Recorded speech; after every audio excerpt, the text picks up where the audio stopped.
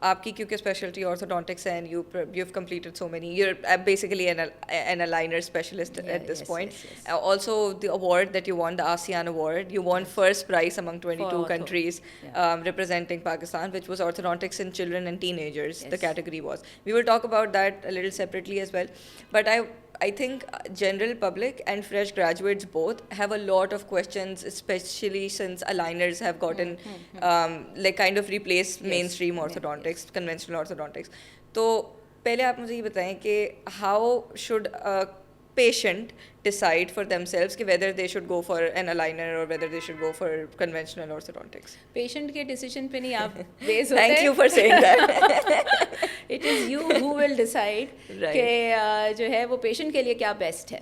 Right, الائنرز جو ہے وہ ضرور اس کو اس طرح سے مارکیٹ پروڈکٹ بنا دیا گیا ہے, بٹ الائنرز کے لیے بھی آپ کو پیچھے آرتھوڈونٹک بیک گراؤنڈ آپ کے مائنڈ میں ہونا چاہیے, بیکاز بیسکلی سائنس تو وہی ہے.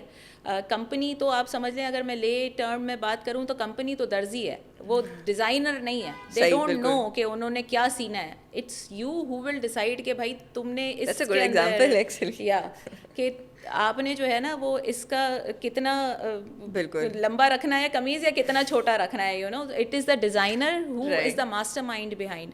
میں ڈپینڈنٹ ہی نہیں ہوں کسی بھی کمپنی کے اوپر, اینڈ میں اس کو پروموٹ بھی نہیں کرتی ہوں کہ یار الائنرز اگر آپ نے کرنا ہے تو بس کمپنی نے آپ کو ایک سیٹ اپ بنا کے دے دیا, آپ نے پیشنٹ کو دے دیا اور 25 الائنر میں آپ نے ایک کہانی سنا دی کہ یار یہ اچیو ہو جائے گا. دس از اے فیلئر. یہ نہیں ہوتا ہے. آپ کو ایک آرتھوڈونٹک سائنس جو ہے وہ آپ نے پیچھے سے اس کو اپلائی کرنا ہوتا ہے. Same goes with attachment, same goes with buttons, ساری چیزیں سیم ہیں وتھ الائنرز اینڈ کنونشنل آرتھو. صرف فرق یہ ہے کہ اس میں آپ وائر لگا رہے ہیں اور اس میں آپ ٹرے دے رہے ہیں بس. باقی ساری چیزیں جہاں ٹیڈز لگنے ہیں وہاں ٹیڈز ہوں گے, جہاں آئی پی آر سے آپ نے اسپیس بنانی ہے.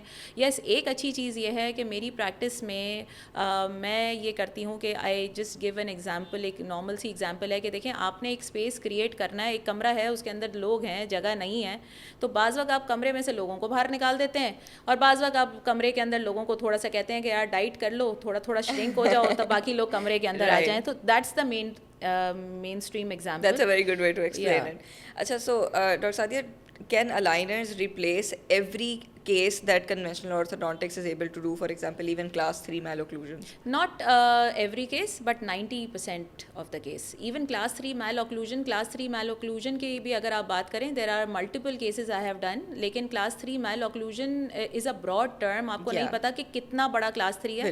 اچھا, جیسے class 3 میں بھی نا ایک سوڈو class 3 ہوتا ہے اور ایک normal class 3 ہوتا ہے. سوڈو کلاس 3 100% ٹریٹیبل وتھ الائنرز, لیکن جو جن کا بہت زیادہ مینڈیبولر جو ہے وہ ڈسکرپنسی ہے, اتنا زیادہ کہ اس کا اوور جیٹ بھی بہت نیگیٹو اوور جیٹ بھی بہت زیادہ ہے, جن کو فیس ماسک دینا پڑے گا. تو نہیں, اگر کہ تو وہ اڈلٹ ہوڈ میں آئے تو الائنرز آر ورکیبل نا.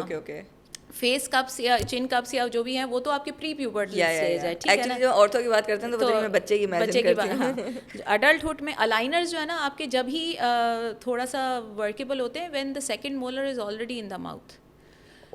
تو سیکنڈ مولر کے ایرپشن کے بعد الائنرز ورکس. ادروائز اس سے پہلے والا جو ٹائم ہوتا ہے نا اس میں تھوڑا سا کنفیوژن ہی رہتا ہے.